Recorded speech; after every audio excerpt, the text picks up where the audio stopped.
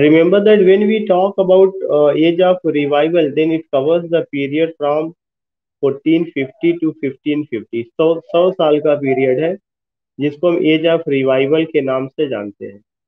And when I talk about age of revival, there are certain significant points. Yeah, there are some important things which we have to remember. उसके regarding जो कुछ important points हमें ध्यान में रखना चाहिए कि रिवाइवल किसका हुआ था, रिवाइवल से क्या मतलब है. तो जो रिवाइवल है वह एक मूवमेंट था और उसी मूवमेंट को हम रिनेशा के नाम से जानते हैं. रिमेम्बर दैट कि रिवाइवल, रीबर्थ, रीअवेकनिंग, इन सब के लिए एक शब्द का यूज किया जाता है. वह कौन सा शब्द है? रिनेशा. तो Renaissance means rebirth, Renaissance means revival and Renaissance means reawakening. When you talk about Renesha, rebirth, revival, or reawakening, then what do you mean by rebirth?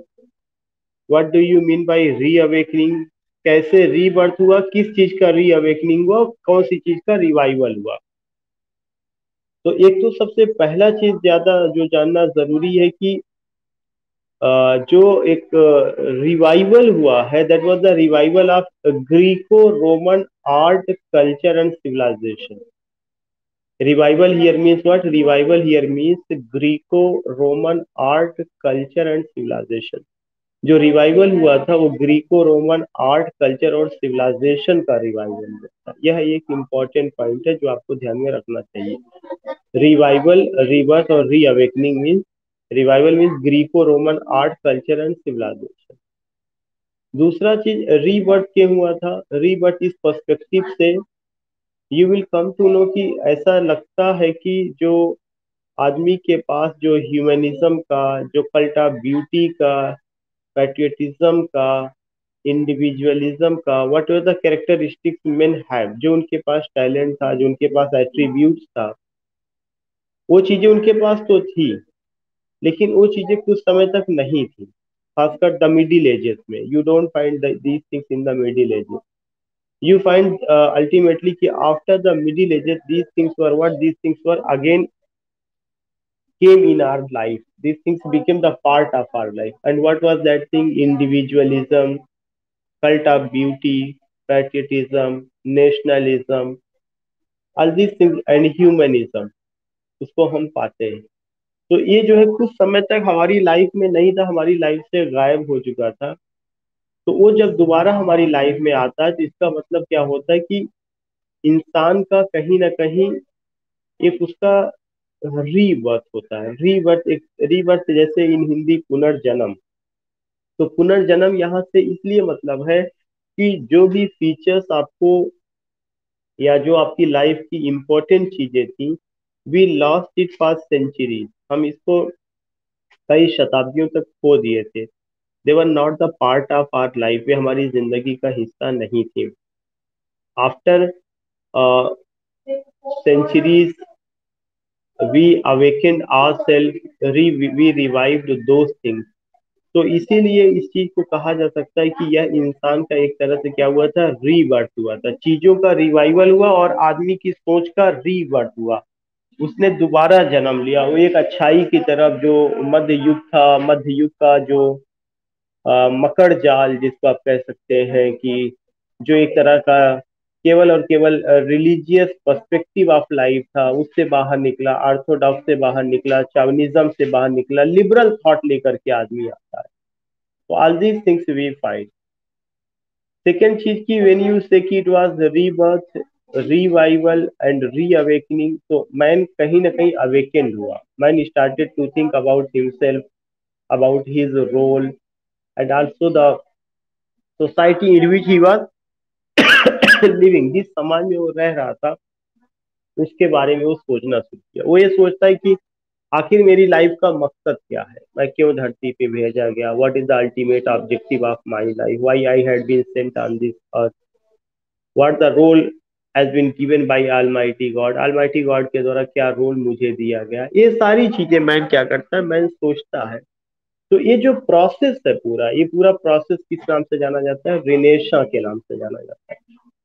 मैं आपको फिर से बता दूं कि Renaissance was a literary movement.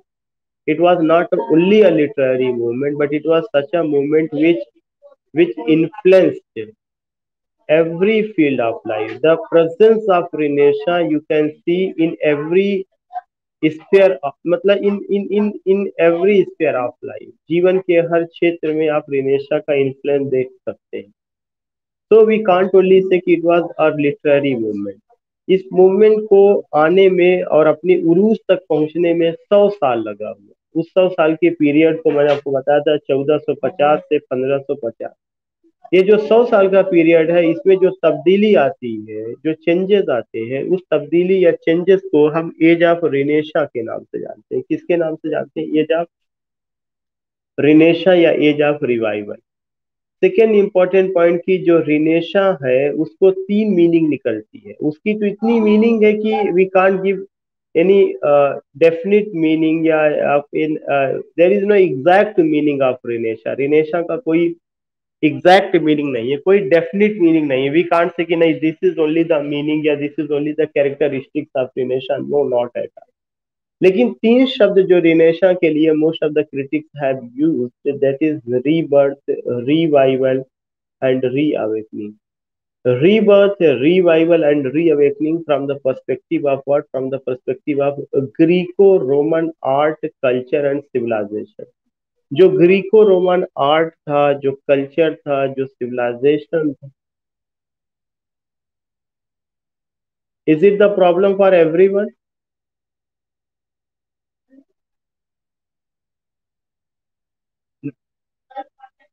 नुजत, आपके area में networking issue होगा. आप फिर से रिकनेक्ट होइए. So I was telling you कि when you talk about this movement, 100 years movement, this 100 years movement, it covers the period. What it covers the period from 1450 to 1550. But what do you find? Why the age is known as the age of revival? Why the age is known as the age of renaissance? And why it is called rebirth, yeah, reawakening? It was the age of revival because Greco-Roman art, culture, and civilization were revived. Greco Roman art, culture and civilization का मतलब कि you can say the age of Homer, the age of Socrates, the age of Plato, the age of आपका उनका क्या कहते हैं कि you can से प्लेटो का समय था, सॉक्रेटिस का समय था. और इसके अलावा जो और भी अरिस्टोटल का, होमर का, वर्जिल का, थियोक्रिटस का, सोफोक्लिस का, ये जो टाइमिंग था किंग अगस्टस के समय के का जो पूरा टाइमिंग था, जो लिटरेचर वहां पे डेवलप हुआ, जिसमें ह्यूमनिज्म था, जिसमें कल्ट ऑफ ब्यूटी थी, जिसमें पैट्रियटिज्म था, जिसमें इंडिविजुअलिटी थी, जिसमें फ्रीडम था, और एक जिसमें इंसान की एक आइडेंटिटी थी और इंसान को इंसान समझने की कोशिश की गई थी, उस चीज को यहाँ पे दोबारा रिवाइव किया जाता है. When the things were revived, जब चीजों को रिवाइव किया गया, तो ये जो समय आया ये 1450 से 1550 तक होता है. And this time you will come to know कि इसको एक तो एज ऑफ रिवाइवल क्यों कहा गया. ऑलरेडी आई टोल्ड यू कि Greco Roman art, culture and civilization were revive. Why it is called rebirth? It is called rebirth because it seems that men were under heavy asleep. जो इंसान था वह गहरी नींद में सोया हुआ था. वह जो है मध्य युग की धार्मिक जंजीरों में जकड़ा हुआ था, फ्यूडल सिस्टम से बंधा हुआ था. लेकिन कई सालों बाद उसने जो है क्या किया, वो दोबारा जो है सोचना शुरू किया अपने बारे में and the world where he was living. इसीलिए इसको हम क्या कहते हैं, रीबर्थ करते हैं. मैन ने एक दोबारा जन्म लिया, उसने सोचना शुरू किया कि जो वह कर रहा है सही है या गलत है. फिर उसके बाद आपका होता है री अवेकनिंग. आदमी दोबारा कॉन्सियस हुआ, आदमी दोबारा समझने की कोशिश करता है कि right, wrong, the age in which he is living, the duty that has been assigned by God to them. उन सबको लेके बस सोचना शुरू करता है। जब उन सबको लेके बस सोचना शुरू करता है, तब उसको लगता है या कुछ चीजें उसे रह गई हैं जो इसे करना चाहिए था, जो उसने नहीं किया, इन सब चीजों को लेकर के वह सोचता है। तो ये जो पीरियड है ये चीजें रही है। लेकिन इस पीरियड से रिलेटेड मैंने बताया कि रिनेशा जो था, it was a pan European movement, जो सबको पता होना चाहिए, मैंने बताया था और पूरा वीडियो इस पर पड़ा हुआ है। इवन आई सेड दैट कि ग्रुप में शेयर कर दिया जाए, लेकिन किसी ने शेयर नहीं किया था, और ये जिम्मेदारी शाजिया को दी गई थी। तो इससे पता चलता है उनकी। नहीं, अभी आपने हाल ही में शेयर किया है कल।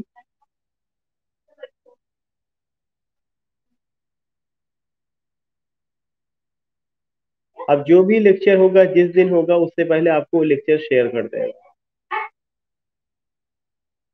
तो you will come to know what, you will come to know कि जो ये एज है, यह पार्टिकुलर एज इंडिकेट करता है, क्या चीज इंडिकेट करता है कि एक बहुत बड़ा तब्दीली, we find a big change in our life, in society, in every sphere of life we find a big change, बहुत बड़ा चेंज, बहुत बड़ी तब्दीली तब्दीली हमें देखने को मिलती है।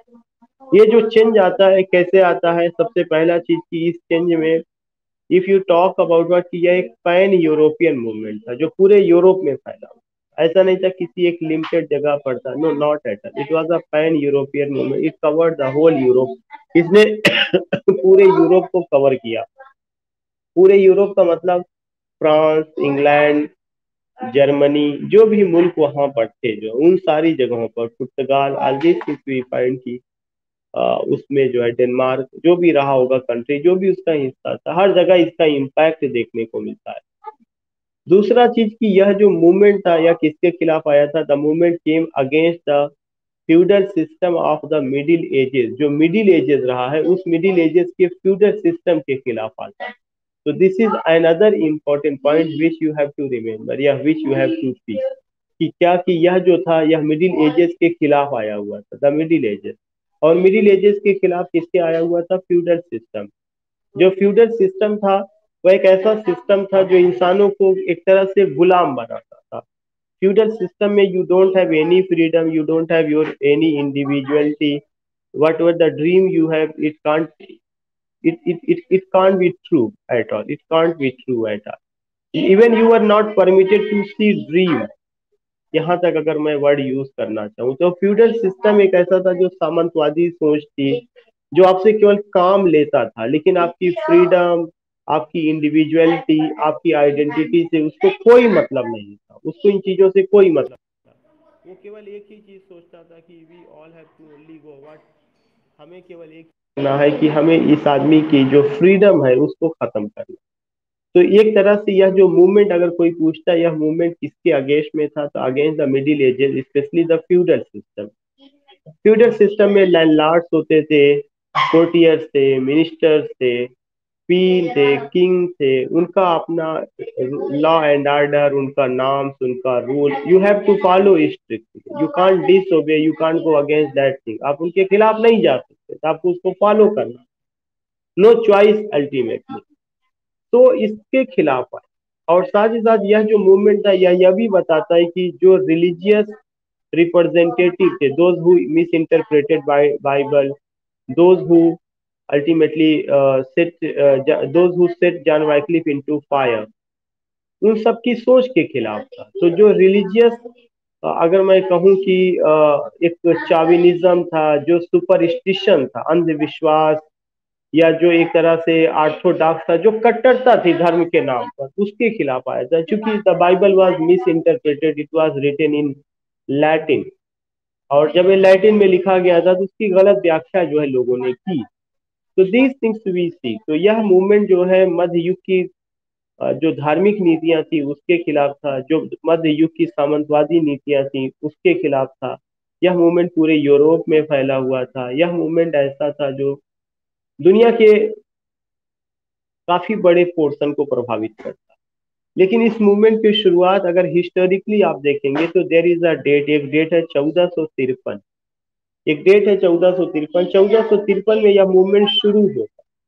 जब 1453 में यह मूवमेंट शुरू होता है, you will come to know कि वह एक इम्पॉर्टेंट डेट रही है, और 1453 में व्हाट हैपेंड दैट कि तुर्क अटैक्ड कॉन्स्टेंटिनोपल, कि तुर्कों ने कॉन्स्टेंटिनोपल पर हमला किया।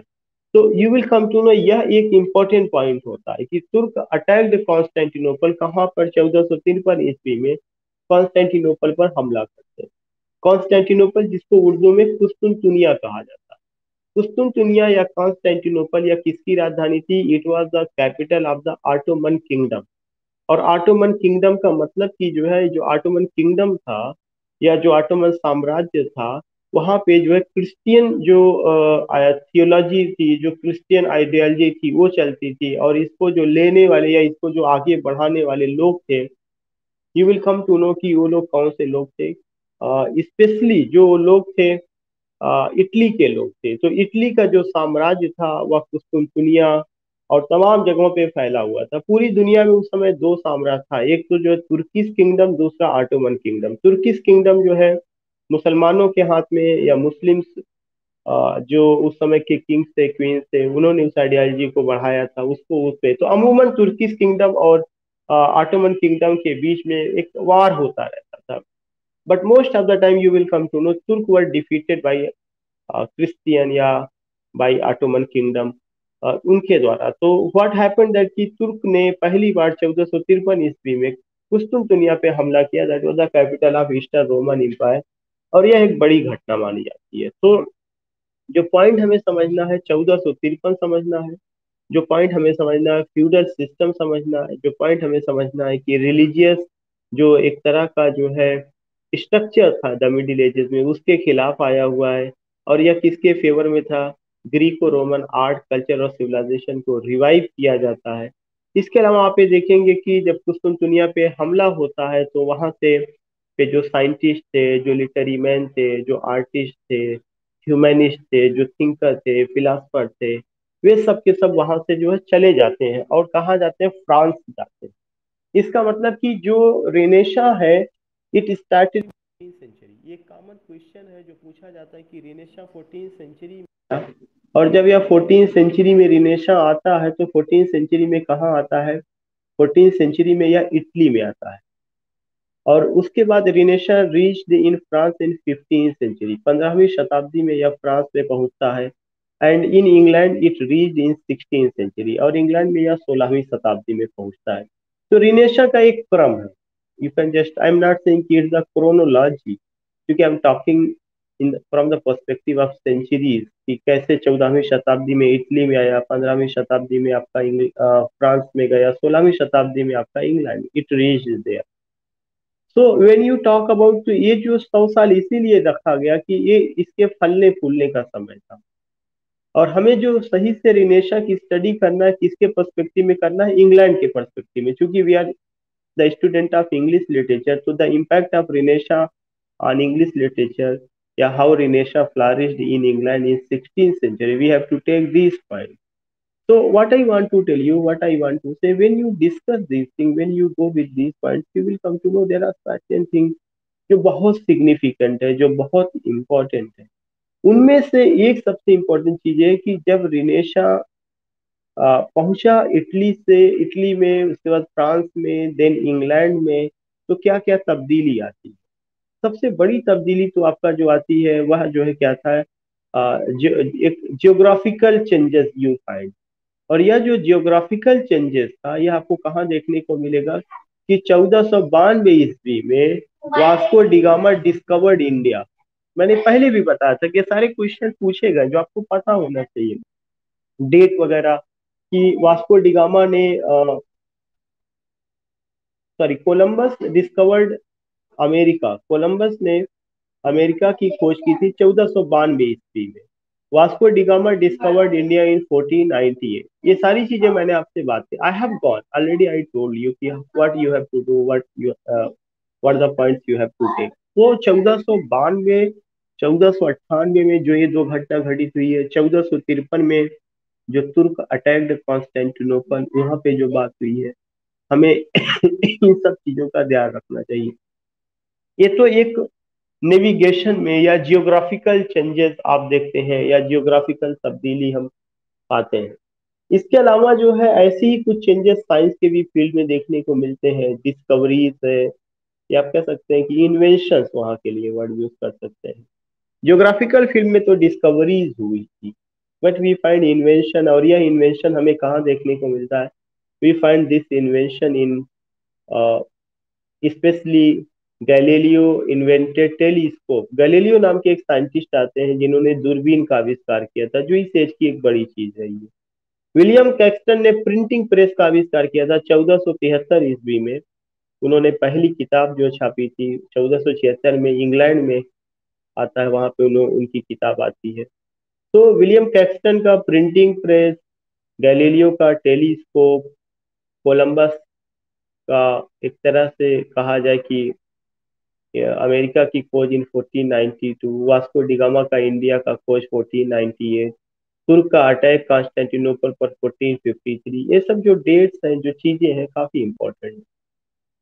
In the field of astronomy में भी चेंजेस आया था। पहले लोग ये कहते थे कि the sun is in centre, not the sun, the earth is in centre and the sun moves around it.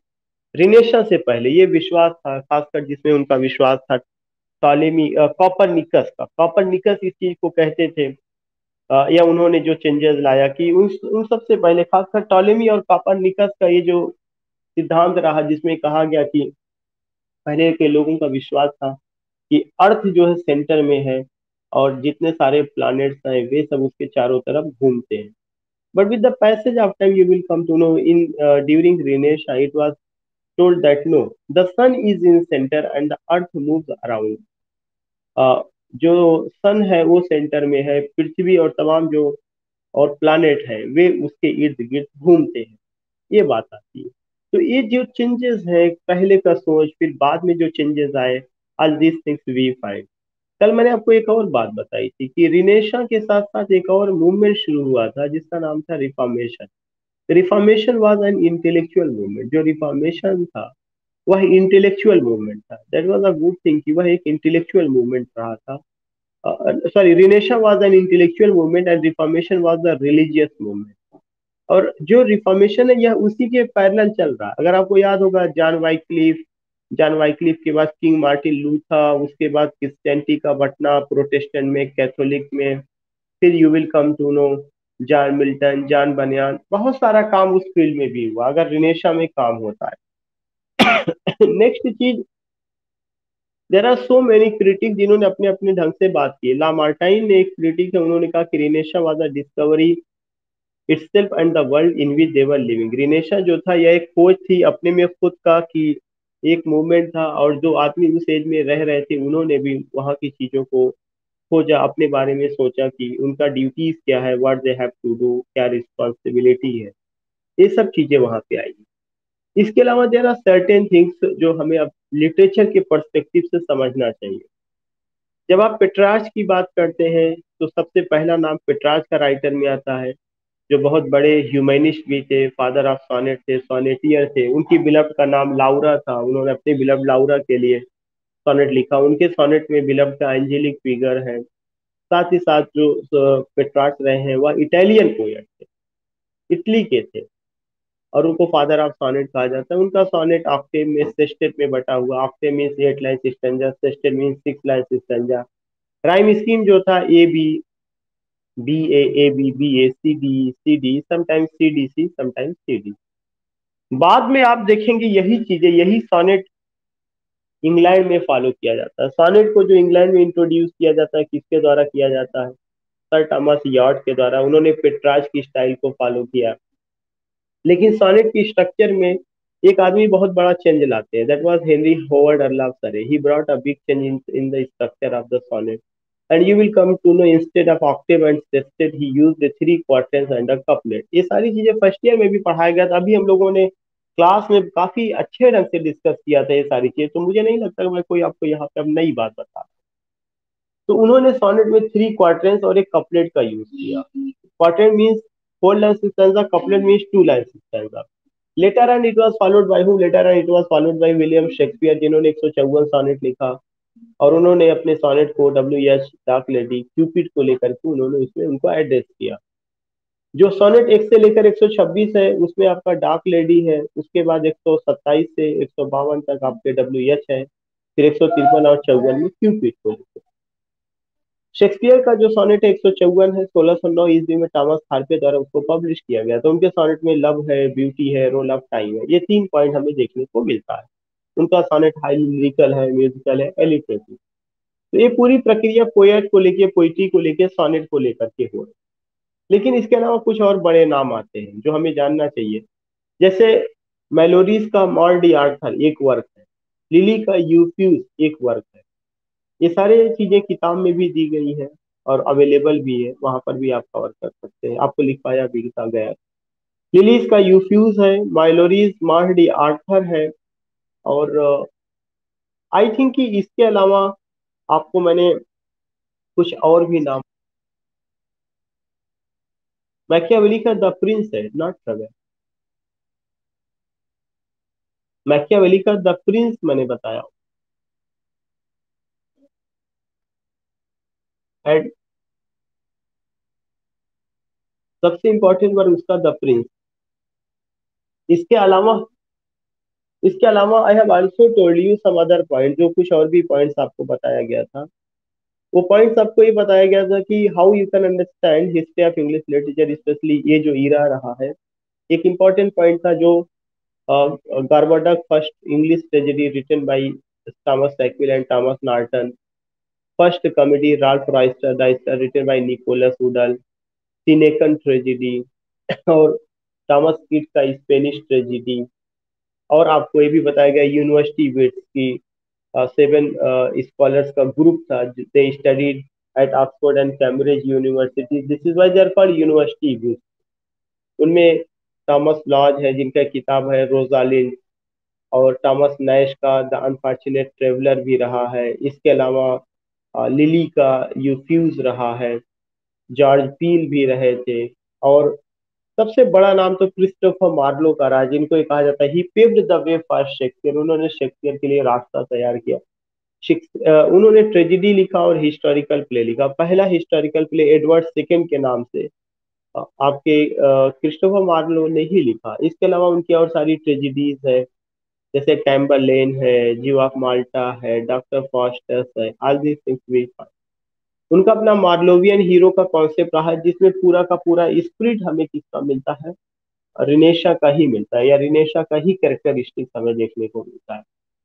इसके अलावा उनका अपने प्ले में जो है ट्रेजिक एलिमेंट्स है, और साथ ही साथ उनके अपने प्ले में मोरालिटी का भी कॉन्सेप्ट रहा है।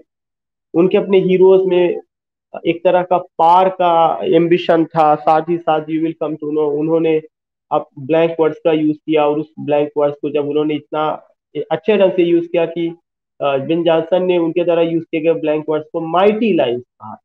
ये भी क्वेश्चन पूछा जा चुका है, हु कॉल्ड माइटी लाइन्स, ये all this things we find. So जो मैं आपसे डिस्कस कर रहा हूँ, जो मैं आपको बताना चाहता हूँ, ये सबसे इम्पोर्टेंट एस्पेक्ट है, ये सबसे इम्पोर्टेंट पहलू है कि हमें इन सब चीजों को कवर करना चाहिए और समझने की कोशिश करना चाहिए कि कहाँ पे चीजें चल रही हैं।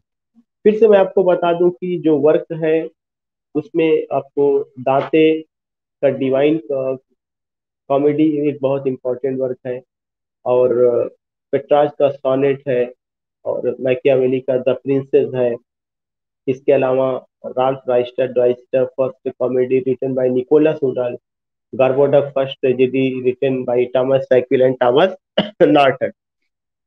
इसके अलावा you come to know Lyly's का यूफ्यूज, थॉमस नैश का अनफॉर्चुनेट ट्रेवलर, और यूनिवर्सिटी विट्स में थॉमस लॉज का रोजालिंड, जो शेक्सपियर की एज यू लाइक इट का सोर्स रहा है।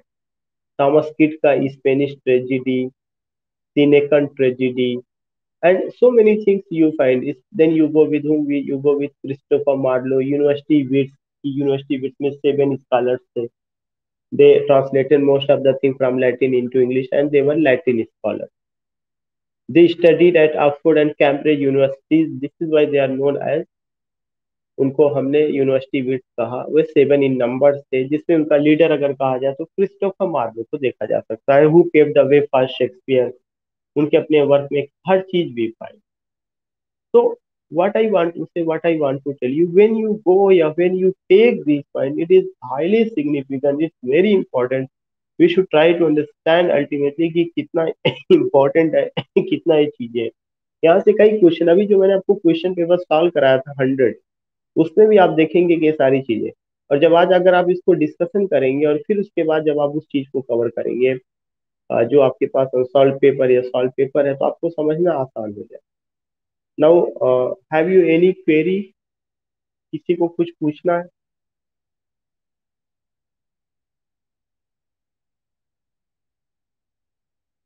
कि जितनी चीजें बताई गई हैं, I hope that you will note it, और आप इसको अच्छे ढंग से कवर करेंगे, क्योंकि अब इसके बाद से एल्जाबेथन एज शुरू होगा और चीजें बढ़ती जाएंगी, इसलिए आप इसको खूब बेहतरीन ढंग से कवर कर लीजिए।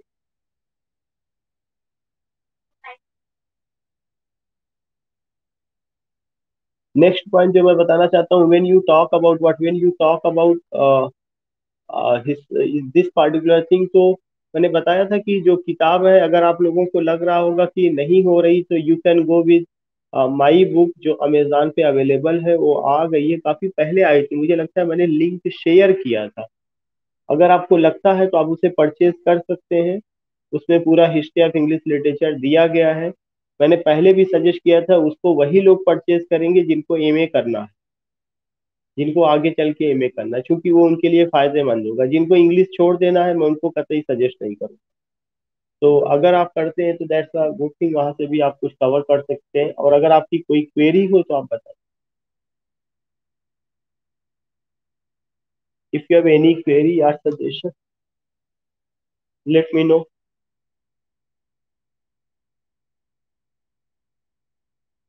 नाउ आज तो माशाल्लाह स्ट्रेंथ अच्छी है, आप लोग काफी एक्टिव हैं, काफी अच्छे ढंग से क्लास को कवर कर रहे हैं। आपकी अटेंडेंस पर डे भेजी जा रही है, इधर क्लास खत्म नहीं होता, उधर तुरंत अटेंडेंस भेजी जा रही है। अल्फा भी है, आसमा है, गौसिया है, इकरा, Rubina, Shazia, Nuzhat, Fatima, Aiman, Muskan, Arshiya, Mantasha and Saba, they all there. Okay, that's good, you all are attending class, it's a good thing. Okay, okay, we will meet tomorrow.